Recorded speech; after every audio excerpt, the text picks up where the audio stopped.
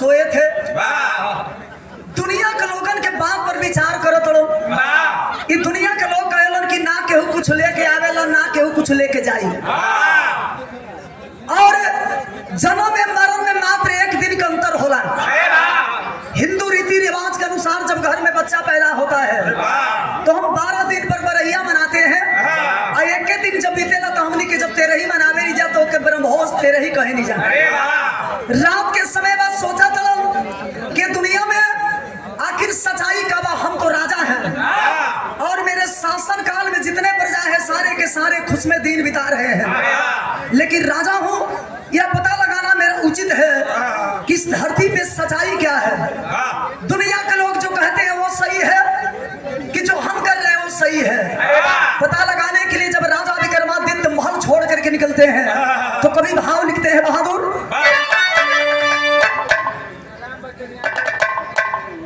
कहाँ वाला साहब तुम्हारा कदहा बहुत बढ़िया बा लिखत नहीं कैसे बहादुर।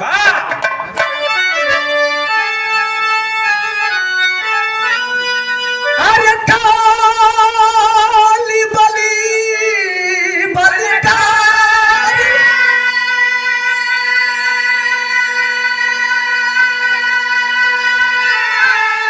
जैसे जाने दुनिया हारी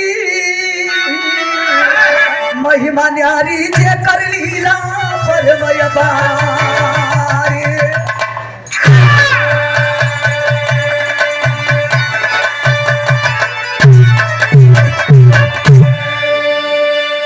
मार्मिक बात कभी लिखते हैं जैसे चाले दुनिया हारी महिमा न्यारी जे का लीला परमापार। सत्य क्या है इसे हमें और आपको जानना जरूरी है। विरह में कवि जी बड़ा सुंदर हमारे पुराना जमाना के तेरी का भाव लिखे बहादुर।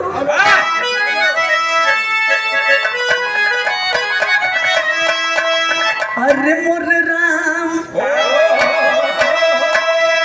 अरे होनहारी कोई कटारे ना टरी, ए बाबू होनहारी कोई कटारे ना टरी, उठी बात के आई बचाई बसारी बसारी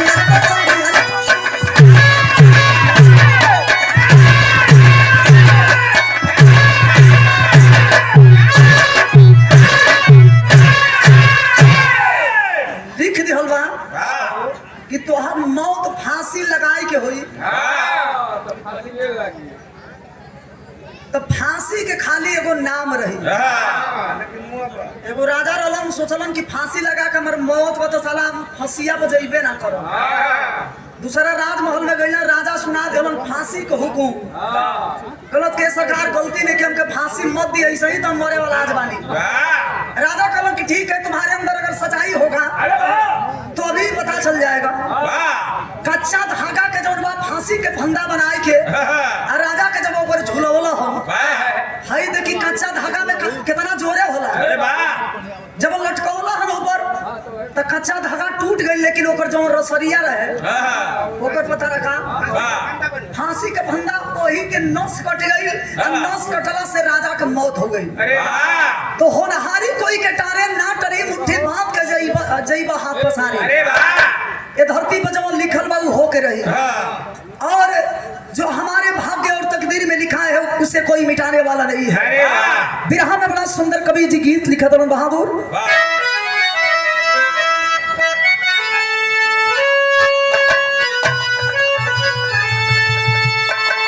पहले वाला गीत में अब के गीत में बड़ा अंतर बा हमारे भैया। पहले के गीत आज भी जब गई बा तब बुझाई के एकदम ताजा निकलता है। जितना ही कुल नयकी आवत रही ट्रेंडिंग वाली ना शादी करने आवत रही शादी करने सवेरे आवत रही शादी करने भक्त से हो जाता रही दोपहरी आवे खत्म होखे लागत है। तो पहले के जमाना में गीत मेरे दादा चाचा लोग आई कैसे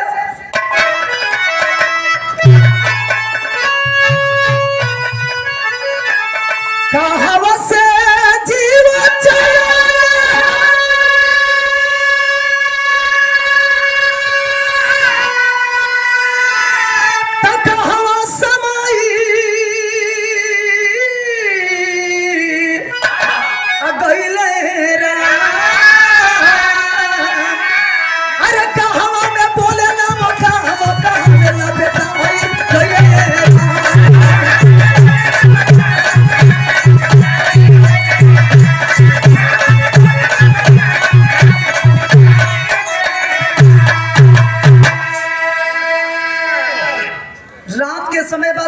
सवेरे उठलन राजमहल के छोड़ दिलन और राजमहल के छोड़ के जब राजा विक्रमादित्य दुनिया में पता लगावे चलन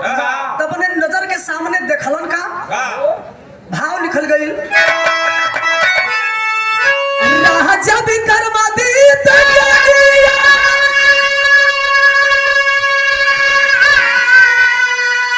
अरे विपिन विजय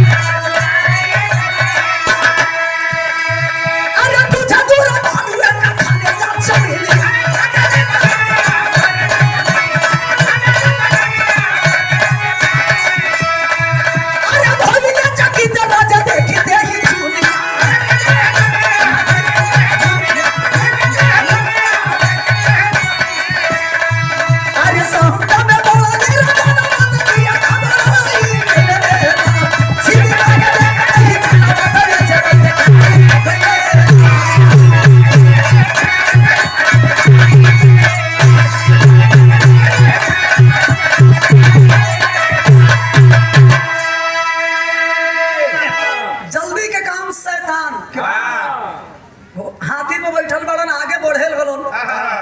देखो दुगो राज पार कर लेहलन तो देखो तड़न कि वही रास्ता के पकड़ के हमके जाए के बाद जौना रास्ता में कि बहुत बड़ा जंगल बा मरता क्या नहीं करता पार तो कर रही के बाद राजा विक्रमादित्य जब जंगल में प्रवेश करे लगलन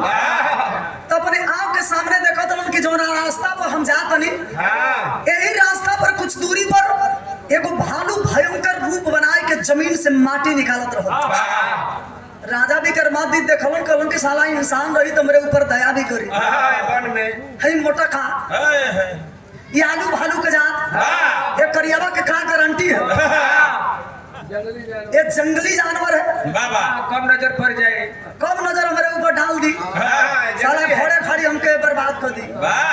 ये दुनिया में सबके मोहला से डर होला भैया बगलिया में झाड़ी बहुी झड़िया में लुकाई गई लोग वो भालू के ऊपर एक एक टक से ताके 5 मिनट बीतल उ तुरंते भालू क्षेत्र पंचायत से 18 साल के लड़की बनल राजा विक्रमादित्य तो ई झाड़ी में से बड़ा सुघर लगती है भालू रहल तो शरीर भयंकर रहल आई जब लड़की बनल ह गजब गजब क्या मस्त है लड़की सारा जिंदगी में देखनी लेकिन ऐसा लड़की ना गजब मालबा गजब सुंदर है अरे वाह ये उनका ये मास्टर गईलन हमारे बम्बई में ऐसा ही विराह सुने वाला लोग भैया लोग के भीड़ लगा रहो अच्छा चबासी देते रहे लो ये लोग कि बड़ा सुंदर हारमोनिया बजावा तो तो ये तनी कमजोर आदमी हवन है को जब देखलन कि ये लोग देखावा तो है से कि क्या गजब बजा रहे हैं कि हमरा क्षेत्र में ये जंगल की मांग में तरफ है ना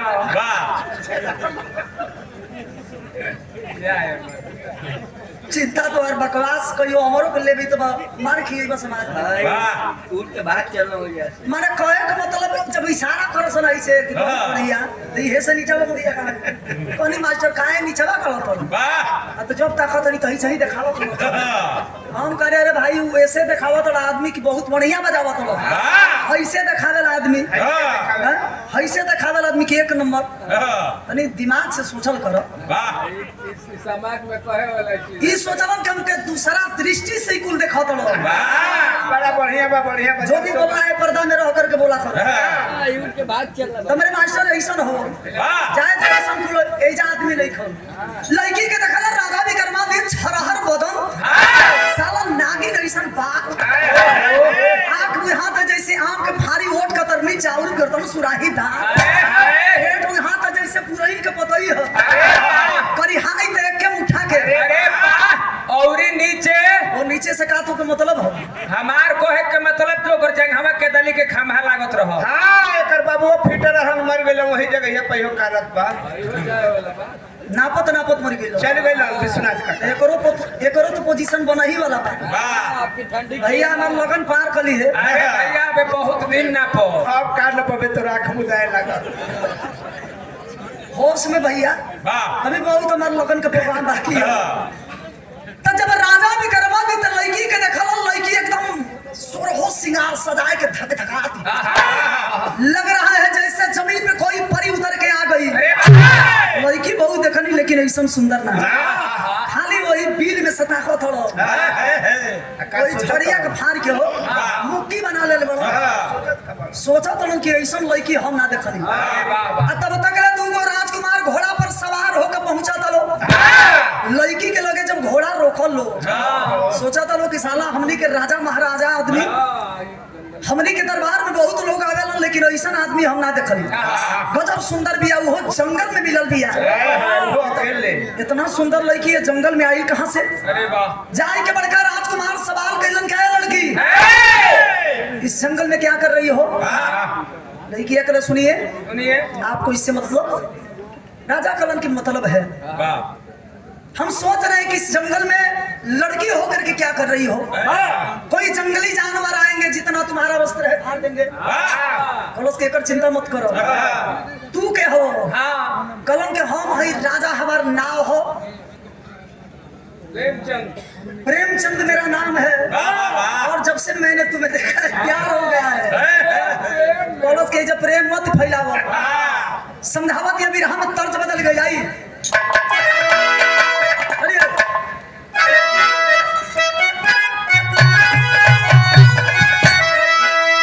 पहले के जमाना में जब हमने की बिरादर के बारात चले अरे हां खोले बिगाड़ दे हो ये घड़ी ओहिर पे बड़ा हवा चलता आप लोग बुरा मत मानो जब लगल अहिर भाई लोग जब धीरे धीरे चापे तो सबके कान खाड़ हो गई पहले ही कुल आदमी बर्दाश्त करे लो सहे लोन देखे लोन की का होता है तो बाद में ना सुख कर सब मरी जाई हो मिटाई करो अही रे के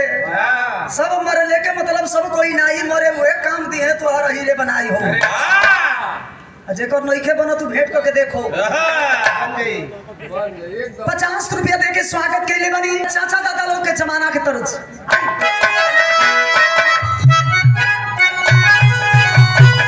पर्दा बढ़ा लो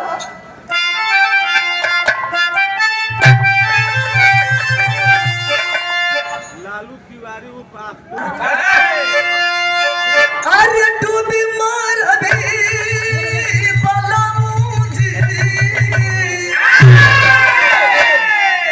डूबी मार अभी जय बजो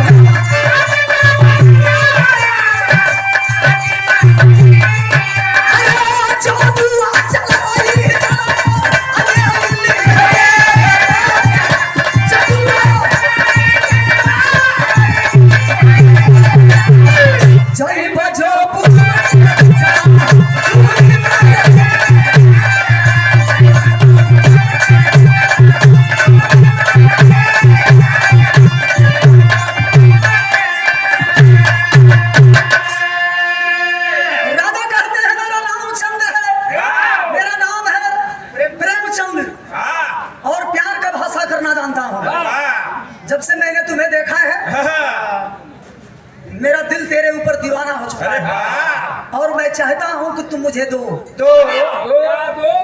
लड़कियां कलो जंगल में क्या पाना चाहते हैं कॉलोन के रुपया पैसा धन दौलत मोहल असरफी ना मैं चाहता हूँ कि तुम अपना दिल मुझे दो लड़कियां कलश की मेरे काबिल नहीं हो निकल जाओ चल हट आज हट छोटका राजकुमार कहलन कि चलो हमार लाइन लागी जाके कहलन हो भैया के ना देबू तो का हमरा के देबू कहलस कि तहार का नाम हो कहलन कि हमार नाम हम मक्खन राजा मक्खन खाए के मिली हम मक्खन मार मार के काम लगाए चलाई कहलस कि अगर कोई मर्द है अगर मुझे पानी पिला देगा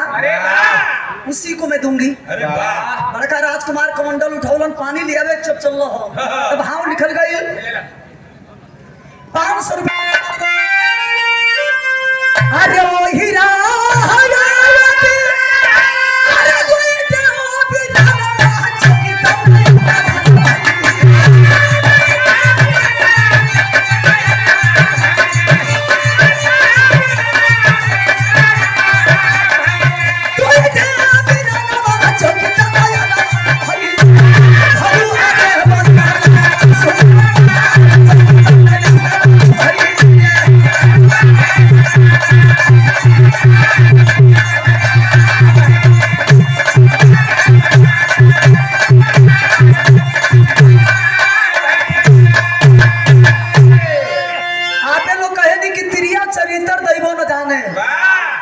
देखलस कि बड़का राजकुमार पानी के तलाश में चल गई मौका पा गई लड़की अब मौका पाई के छोटका राजकुमार के लगल अकबारी में भरे माइक बाबू कालू का सट्टा भैया टूट उठ जाए बिरहवा गाई लेना यही से लड़ी है माइकवा से मत लड़ा लगल खींचे अकबारी में कलश के आवर रजा ही जवानी के मजा उठावो छोटका राजकुमार कलो ना मेरा स्त्री को मैं टच नहीं करता हूँ और अभी मेरी अमानत नहीं बनी है टच भी नहीं करूंगा कलश की ना टच करबो तो अभी टच करवा दे भारी उर्दी हो गलत दौरी हलो हो दादा लड़का ही साधु बनेला हो हम मना का कोनो गतरी लाज है आई दोगला माय मत खान देला से दादा आई फार खोल ले बा छरा लगा बोलो हमको बचो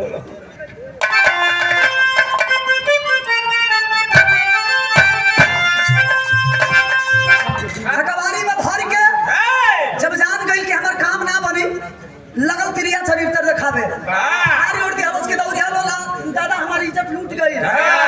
बड़का राजकुमार इलम देखलन कि लड़की के कुल फाट उठ गइल बा अरे कौन ऐसा काम कइला छी छोटा हो ना ना हम ना कहाँ फाटल बा एंटीना वाला किया है कसने वाले हम नहीं हम राजा है सदा मिलेगी अरे छोटका राजकुमार कलन भैया विश्वास करो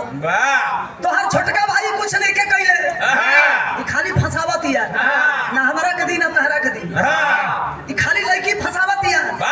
रोवे लगल रोई के बड़े बड़का भाई से एगो बात कहलन का कहलन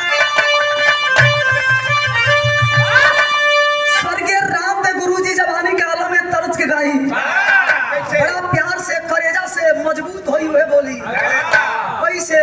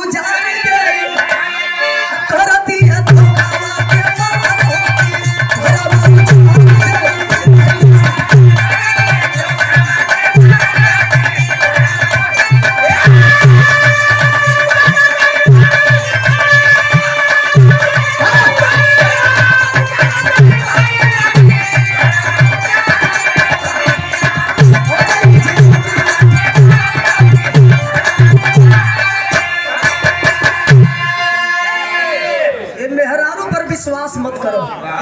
कि हमके फंसावत या कम से कम बड़ भाई हो तो इतना तो ध्यान दो कि जवना भाई के बचपन से दुलार प्यार दे के जवान कैला 1 मिनट में लड़की के चक्कर में पड़ के अपने भाई के प्यार के बुरा बड़का राजकुमार कलन ऐसे मारने वाले हम नहीं है। उठा ले हम तलवार, आवत है आवो आवत है वो देखो का आदत एक सीसी चल गई।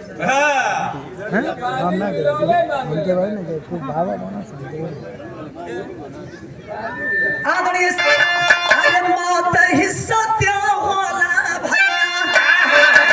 मौत ही सत्य होला सबके नचावेला समैया, मौत ही सत्य होला भैया।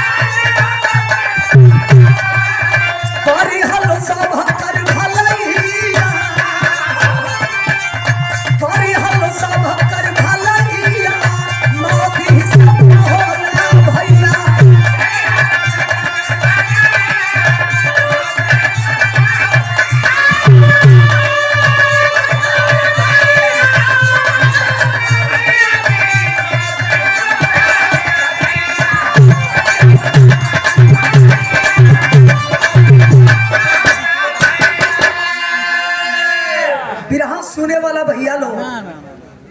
दोनों राजकुमार एगो लड़की के चक्कर में फंस के अपने जान के गवा दिहल लोग। आदरणीय श्री तो लड़की से नागिन बन गई और नागिन बन के जब आगे बढ़ल तो देखत कि एगो नदी बा, नदिया में बहुत सारा लोग एगो नाई पर बैठल बा। नगिनिया देखलस कि नैया करीब आई चाहता गई ला जाए के नागिन वही नाई पर बैठ गई। ये दुनिया में केकरा मुआला से डर ना होला। जितना लोग नाई पर सवार रहलो सारा के सारा लोग के मन में यह चलता कि नागिन डस दी तो हमनी की मौत हो जाई। ये है किनारा के लोग जब दूसरे किनारा बैठल हम आदमी के भार नैया सह ना पौलस, पानी में पलटी मरलस नाई और नाई के चपेट में जितना लोग पानी में ये बाबू गिरल बड़न सारा लोगन के मौत हो जाता। लड़की के चक्कर में दोनों भाइयों की मौत हो गई, नागिन के चक्कर में जितने लोग नाव पर सवार थे उनकी मौत हो गई। जब देखलस कि मैं जन्म मर गई लो तो जाना तो नहीं का कैलस, तुरंत साधु बन गई। साधु बन गई तो कबीर जी बिरहा में तर्ज लिखत रहो लास्ट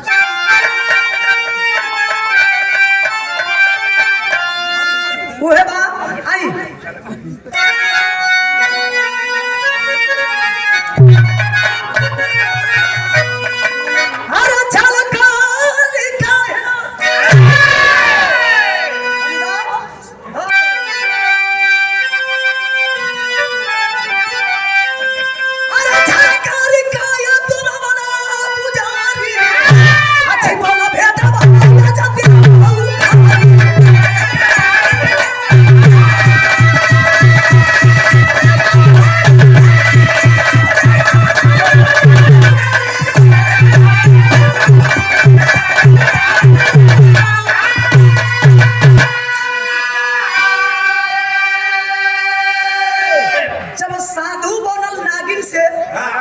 राजा विक्रमादित्य भीतरे भीतर सुनगत हो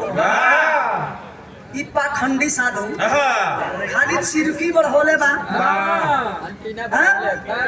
एंटीना खाली ऊपर टाइट कइले हो खाई के दे फुलौले बा एक के बाण मारब कि तुरंते सूत जइयो आइल बड़ा ले जा सब लोग के मुआवे खातिर आइल बड़ा मुआवे खातिर तू जा बड़का साधु एक के बाण मारब न मैं तो चिरकी बढ़ावल कोई साधारण साधु नहीं था कहा कि आप क्या मुझे मारोगे तू काम के बाण मरबो कई दुनिया के लोग चाहे के मुआवे ना बोलो तो तू बड़का राजा बनल बड़ो जानते हो मैं कौन हूँ मैं कोई साधारण व्यक्ति नहीं हूँ साधारण राजा नहीं हूँ जानना चाहते हो तो कान खोल करके सुन लो मैं कौन हूँ साधु के देश में वो कौन था बिरहा सुनने वाले भाई ध्यान दीजिएगा कालबली हमारा के जाना चाहना हो लाज कर जैसे जग में ना हो कालबली ये दुनिया में जेकर जैसे मुंह के लिखा रहेला वह हम रूप बनावे नहीं और वह रूप बनाई के उनके मुंह आवे नहीं राजा भी कर्मादित कर लो ने सारा एकरा से पंगा लिया होला दिखा निकला कोनो गारंटी नहीं हमारा को नजर दे दी तो हमरो के ले बीती कहलो कि ज्यादा भैया मारो ना जान के कि तू काल हो कहलो के हम नहीं खाता ना तो ध्यान से सुन लो काल होई जेकर जैसे मुंह के लिखा रहला उहे रूप बनाईला मुआईला अरे वाह और दोनों भैया बन के